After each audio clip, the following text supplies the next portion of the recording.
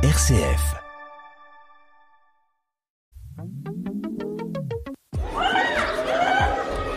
Ne laisse jamais personne te dire que tu n'es pas capable.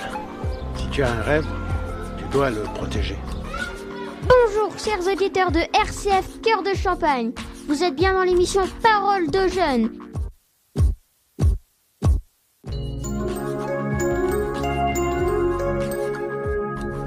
Écoutez les voix de demain. Les élèves du collège Notre-Dame de Châlons-en-Champagne prennent le micro et vous invitent à un rendez-vous captivant.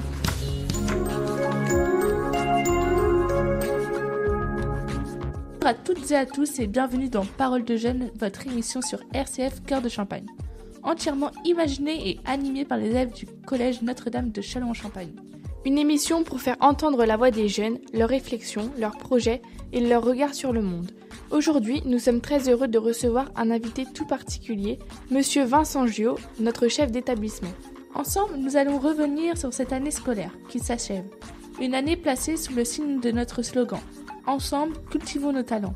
Ce sera aussi l'occasion de regarder vers l'avenir, avec les projets qui nous attendent dès l'année prochaine. Merci d'être avec nous, Monsieur Giot. Bonjour les filles, merci pour votre invitation. C'est parti pour un échange riche et inspirant. Y a-t-il des défis particuliers que vous anticipez pour la prochaine année scolaire ? Oui, il y en a un qu'on a partagé aussi avec les équipes cette année, c'est travailler sur la posture des élèves. Pour atteindre tout ce qu'on a pu échanger avant, il faut que les élèves comprennent que c'est eux qui réussissent et c'est en se saisissant de ce qu'on leur donne qu'ils pourront réussir. On ne pourra pas vous faire réussir sans vous. Ça ne marche pas. Donc il y a quelque chose à travailler autour de ça. Et moi je veux pas des élèves obéissants, comme j'étais de mon temps. On obéissait au maître ou au prof. Vous avez plein de camarades, il y en a combien qui obéissent au maître et au prof ? Donc c'est pas obéissant, c'est j'y reviens, de travailler ensemble et de comprendre pourquoi c'est nécessaire de faire ça. Donc là, il y a quelque chose à changer, je crois, au niveau des élèves. La notion de réussite peut avoir plusieurs significations. Pour vous, en tant que chef d'établissement, qu'est-ce que cela veut dire, réussir au Collège Notre-Dame ? Je pense que pour qu'un élève puisse réussir au collège, et au Collège Notre-Dame peut-être, il faut être investi dans sa scolarité et ne pas la subir. Je ne parle pas simplement des cours. Ce que je disais tout à l'heure, c'est investi dans son établissement, investi dans cette société de l'établissement. Il y a des élèves, il y a des adultes, il y a des professeurs, il y a des services annexes. Il me semble que pour réussir, il faut y être investi. Deuxième chose, je le disais tout de suite, l'école propose, elle donne des outils, mais les élèves, quoi qu'il arrive, doivent s'en saisir un jour. Ils doivent se les approprier, peut-être pour les remanier et en faire leurs outils. Mais sans intervention de la part de l'élève, rien ne peut fonctionner. Et puis, je le dis souvent, si on parle d'orientation, par exemple, puisque c'est un peu le but, qu'un jour vous nous quittiez à la fin de la troisième. C'est un peu ça l'objectif. C'est de vous accueillir en sixième et vous faire grandir pour que vous puissiez partir. Et je pense que réussir professionnellement dans la vie, c'est faire le métier qui va nous rendre heureux. En fait, souvent on se trompe. On dit réussir, je fais un super métier, je gagne plein d'argent, etc. Si ça rend pas heureux, ça sert à rien. Donc je crois que réussir, c'est faire le métier dont on avait envie ou un métier qui nous rend heureux. Et je crois que si on est heureux dans sa vie professionnelle, on peut aussi rendre sa famille ou les gens autour de soi heureux. Si on est malheureux, tout le monde le sait. Vous mettez souvent en avant les différents labels obtenus par le collège. En quoi ces labels sont-ils importants et que reflètent-ils du projet éducatif de Notre-Dame ? Déjà, une démarche de labellisation, c'est faire reconnaître un travail qui existe, qui est fait, alors dans une entreprise, dans un établissement scolaire, dans une ferme, etc. C'est ça un label. Et puis, ils obligent, ces labels, à réfléchir sur le projet, à écrire sur ce qu'on fait, à écrire sur les finalités, et ils nous poussent à aller plus loin. Et notre collège est labellisé Ouverture Internationale, il est labellisé Éco-École, il est labellisé Refuge pour la Ligue de protection des oiseaux, parce qu'on a travaillé sur la biodiversité. Alors je dis souvent, tous les oiseaux le savent pas, mais n'empêche que ils sont bien accueillis dans nos arbres. Et puis, depuis une semaine, il est labellisé aussi Excellence numérique. Et on a juste constitué le dossier. Il y a 5 niveaux, on est déjà labellisé au niveau 4. Donc, les labels disent quelque chose de ce qu'on fait à l'intérieur et nous poussent à aller plus loin.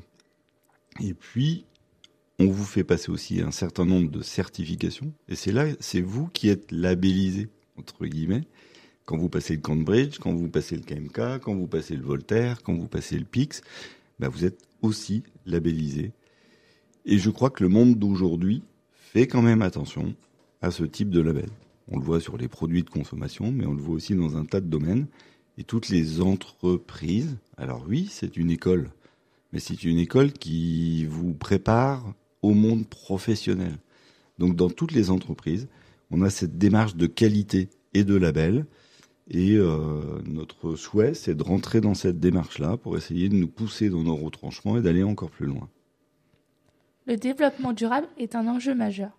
Comment le Collège Notre-Dame intègre-t-il la dimension écologique dans ses projets dans la vie quotidienne des élèves ?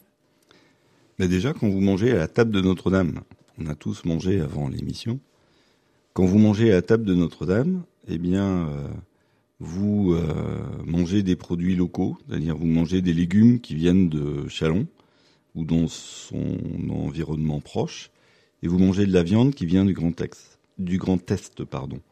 Donc du coup, c'est pas des produits qu'on va chercher à l'autre bout de la planète. Et puis nos cuisiniers, la société de restauration connaissent les producteurs, savent comment les produits arrivent jusque dans votre assiette. Et ça nous intéresse. Le tri des déchets. Alors, dans les salles de classe, je sais qu'il y a 2 poubelles et que parfois il y a des confusions. Mais il y a aussi le travail sur le 0 déchet à la cantine. Puisqu'on fait attention aux produits que l'on achète, on n'a pas forcément envie de les retrouver dans la poubelle à l'autre bout de la salle.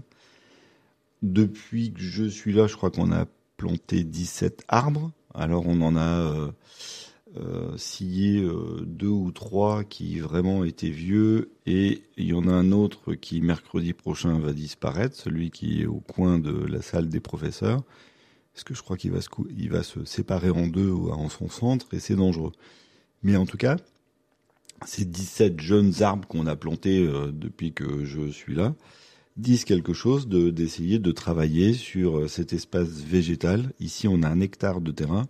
Donc on peut aussi amener notre propre empreinte sur notre bout de planète en y mettant des végétaux et en travaillant sur la biodiversité. Et puis l'an prochain, nous avons proposé une annonce sur l'agence du service civique pour essayer d'avoir un jeune qui aurait envie de nous aider à développer tous les projets d'environnement qu'on a en tête. On a malheureusement plus de projets que de temps pour les faire aboutir, mais je pense qu'il est nécessaire qu'on fasse attention à notre empreinte sur la planète.